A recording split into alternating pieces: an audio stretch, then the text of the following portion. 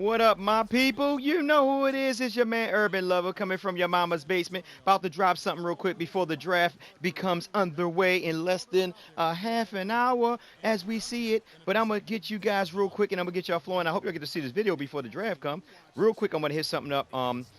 Just to say real quick, the Lakers are going to take Brandon Ingram at the number 2 pick. Like I said, we put out videos where it was just scenarios, rumors and stuff like that. But the one reason why I believe 100% the Lakers are going to take Brandon Ingram at the number 2, because they never said anything. If you ever look at some of the rumors, speculations, and scenarios, there never was anything where any of the columnists or writers would speak about that they heard from the Lakers camp or the Lakers organization, or from inside sites, that the Lakers are going to move their pick. Now, like I said before, they're going to definitely take Brandon Ingram. The only way I can see them moving on Buddy Hill is if they are a guarantee that KD is coming to LA.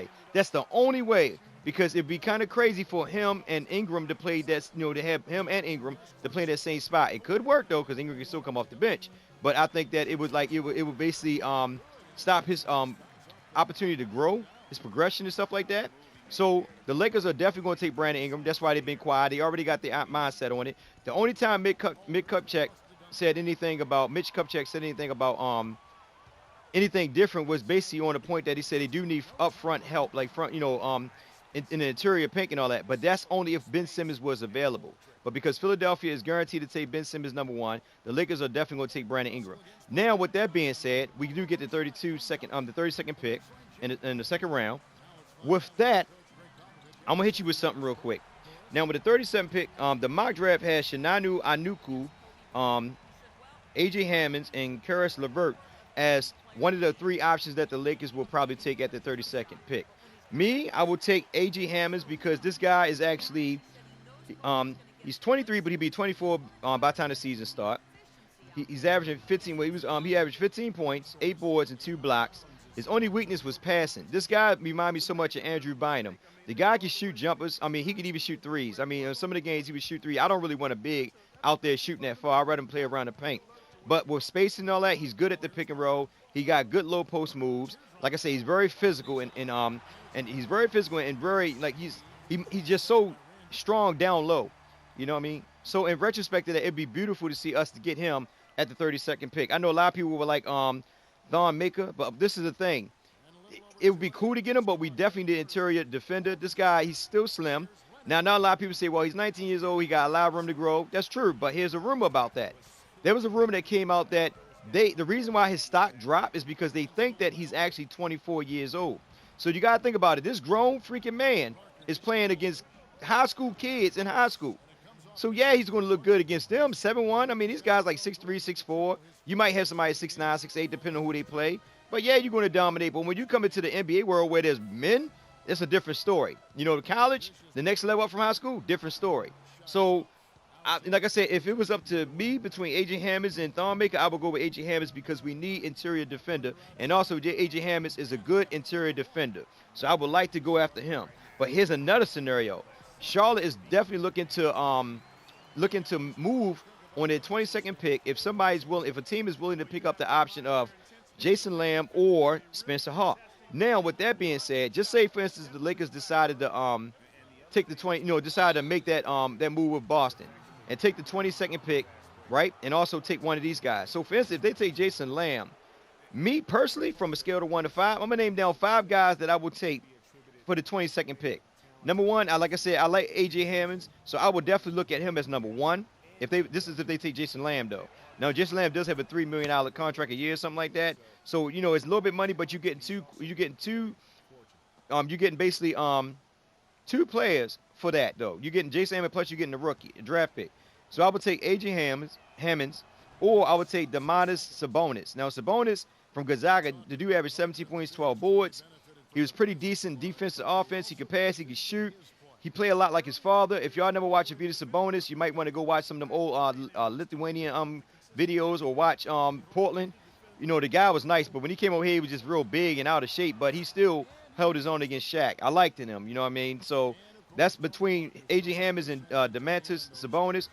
It will be a toss-up because I would take either one of those two. For the third, I would take Antique Sisik. That's the he's 6'10, 6'10, I think he's from Croatia. I'm not too sure where he's from, but anyway, he's a good pick and roll player, and he can run the floor. He played D. He's a good rebounder. Matter of fact, I think it was Lithuanian. He was actually pretty decent, and I think he led the team in the history of rebounding. So he's a good defender. He played old style basketball though. He's a good defender. He can shoot. Like I said, he runs a pick and roll. He played good D. He can shoot, and he can get up and down the floor. He can run. So he'll be like my number three. My number four is Thornmaker. I still would try to go with Thornmaker as because he's 7'1". He's 24 years old, but he'll be my fourth if 1, 2, and 3 fall off the board. Now at 5, I will go with Zilk Keek. Oh, I hope I said his name right. He's 7'2". The dude's slim though, but he can shoot and he can dribble. The guy got a nice little game, man. I mean, he got lower defense, but he will get manhandled down low by bigger bodies. But at the end of the day, like I said, he's a good spot-up shooter, and he will fit good. Matter of fact, all 5 of these guys I just named will fit good in Luke Walton's system because all of them are good pick-and-roll players, and they're all good passers except for A.J. Hammonds. That was his one weakness is that he couldn't pass good. Now, if we decide to go with Spencer Hawk, now that's a $4 million year contract. I have my 3 options. My first option, because now that we got Spencer Hawk, we have a big body. So now we can go small for the 22nd pick. So now we can go get either Malik Beasley at 6'5". He's an all-around player who keeps trying to improve, which is good, and he can shoot. Pick and roll is good for him too. Or number 2, I will go with Karis LeVert. Now with Karis LeVert, like I said, he's 6'7", he's 190, he's kind of small. He's an all-around guard. He can play the small forward, the shooting guard, and the point guard. The only thing about him is that he just don't stay healthy, but he's a sleeper. Like, if this dude can stay healthy, he could be a monster, coming out that draft. He's a sleeper, but like I said, the biggest downfall is his health. Now, Tareem Prince, I have him as my number 3 option at the 22nd pick, and he's 6'7". Now, he can defend, he can shoot. He's a good role player off the bench to me. Just what we need. Somebody can play defense, come off the bench, shoot the 3, help spread the space the floor, which I like. Now, going back to our number 32 draft pick, I also meant to say, I think I might have said Karis LeVert. If I didn't, this was also I meant to say, those 3.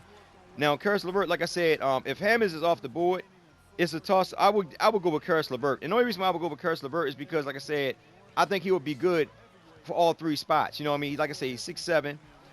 He could do a lot more, for the team as in helping out. And he's a good defender, too. Now, keep this in mind. If the Lakers do make that move and go ahead and get the 22nd pick and also take one of these guys' contracts, so now you're thinking about you got 3 players. So you're getting the 22nd pick, and like I said, out of those ones I named, you can pick one of them out of the 22nd, depending on who we get, either Jason Lamb or Spencer Hawk, and that's if we make that move. And you still had the 32 pick. So for instance, if I go get A.G. Hammonds at the 22 pick, and I go down and at the 32 pick, Karis LeVert or Thornmaker is still available, I'm gonna grab him too. Because you're getting 2 for the price of 1, which is beautiful. So the Lakers right now in position to play around. They could do a lot of things, man. Like I said, I will actually make a move on that because I think that's a wonderful trade. Now, there's also a rumor came out that the Lakers finally spoke up. They're looking to actually move their 2nd pick plus Nick Young. I don't think nobody's buying that, man. I don't think nobody's jumping on that, with the Nick Young situation. I don't know, man. I mean, there could be teams out there that actually will go for it to give the dude another chance. Me personally, I'm a brother of redemption. I believe that Nick Young, should be given a chance. Now, if I was the Lakers, instead of me trying to push Nick Young, what I would basically do is I would try to move with the Charlotte move to get 2 plus either Jason Lamb or Spencer Hawk for the price of nothing. I mean, yeah, you're gonna pay $4 million for Spencer Hawk or $3 million for Jason Lamb, but you're still getting 2 rookies. I mean, you're still getting your 32 pick and you're getting this 22nd pick. I think that's much better. You know what I mean? Unless y'all gonna make a swap, with Charlotte. But why would I make a swap with Charlotte? Well, you could do that though. You could make a swap with Charlotte. Charlotte could take Nick Young. They could take Nick Young and take out. I don't want to do that, man. I don't know. I don't want to give out our draft pick, man. Screw that bull crap. I'd rather keep our draft pick. Start young. Like I said at the end of the day, I would try to move. If you want to move young that bad, I'll move him probably doing the What I would do. This is what I would do if I was Lakers. I would let Nick Young play, and that way, if Nick Young shows some potential, during this season, like he's still got game left in him. then I would trade him during the All-Star break or during the during the trade time. I would trade him then. You know what I'm saying? Like if that's what you really want to do, because right now Nick Young's stock has fallen. Ain't nobody really going to jump on that. So the best deal out there right now is actually Charlotte deal, where you're getting either Jason Lamb or Spencer Hawk and the 22nd overall pick. You know, all they want you to do is just take one of their contracts. You can't beat that, dude. Think about it. Jason Lamb is a good defender on the perimeter. You know what I mean? Like I said, he didn't get that much time because you had Nicholas Batum and you had Jeremy Lin coming in with Walker. But Lamb is a pretty good defender. He can shoot. You know what I mean? But I would get him just on the strength of his defense. Now, like I said, if we don't get a big man, Spencer Hawk will be pretty decent. Because if y'all guys remember, in Philadelphia, he played pretty good. Dude was averaging like, what, 14 points and 9 boards, 8 boards, something like that. And plus he can shoot the three. But like I said, I'm not so big on big men shooting threes. I mean, if you're out there and that's the rotation that the offensive scheme that they set, then that's understandable. But I don't want to see you out there every 24 minutes shooting threes. Your Big Ten need to be down in that paint banging bodies, man. Don't be afraid to shy away from, body building or body banging, whatever you want to call it, as long as they intertwine. But what I'm saying is I could really see, I think, like I said, number one, we know that the Lakers are going to take Brandon Ingram. That's a no-brainer. But also, like I said, I would love to see the Lakers make a move on that Charlotte deal. I really would love to see it, man, because it gives us 2 rookies, and also on top of that, either Jason Lamb or Spencer Hawk. You cannot overlook that, man. That is a beautiful, sweet deal. Seriously, you getting either Spencer Hawk for only $4 million or Jason Lamb for like $3 million. That's not bad because you're getting 2 rookies you're getting 1 rookie in return. So you're walking away with your rookie, your 32nd pick, the 22nd pick, and either Jason Lamb or Spencer Hawk, which you still can turn around and make a deal with him. You can actually, listen, they actually can get Spencer Hawk and then trade Spencer Hawk and Nick Young to somebody for a second-round pick or something. That's what I'm saying. Right now, the Lakers got the palm in their hand. They can do whatever they want, man, if they really want to. And it's a beautiful thing, man. I would like to see the Lakers make a move or do something, man, with that the pick. Well, not really with the pick, but, with Charlotte. And if they really want to get Nick Young, don't try to move your second-round pick, and Nick Young. Because then what we got, then you had to get a bunch of free agents. There ain't too many free agents out there to go. I'd rather go with young players and let them mold with the young players we got now. So I will go at the Charlotte deal. And I will if I go get Spencer Hawk, like I said, I will probably move Spencer Hawk and Nick Young somewhere else. You know what I mean? Like I will try to make a deal on them 2 for a second-round pick, whatever it may be, next year draft pick or something. But you coming away with a 22nd draft pick. And you can't go wrong because, like I said, at 32, you can get 2 big men. You can get Thornmaker if he's still there. You can get Sabonis if he's still there. You can get Hammers if he's still there. So one day, one out of the other is going to blossom. It's nowhere in the world you're going to get 2 average players. Somebody's going to blossom. So with that being said, the draft is almost on the way, guys. I'm going to be in Twitter, hitting it up. I'm going to be excited. I hope you guys are excited as well. Laker family, you know what I'm saying? Let's put our hands together. Let's give a clap. And get ready for some awesome, good-looking seasons coming up these couple years, man. Seriously, like I said, the one thing I like about the front office is that they actually are sticking to the plan and staying with the youth and letting them boys build. And Luke Walton, I think, has a lot to do with them keeping most of the players because he liked the youth. He said it, and I think over the phone, because keep this in mind, Luke Walton was talking to them boys, talking to the front office, even during the time he was in the playoffs and all that. He was, whenever they had downtime, he was giving them a call because him and Mitch and them are cool people. You know what I mean? So with that being said, it's your man Urban. Like, share, and subscribe.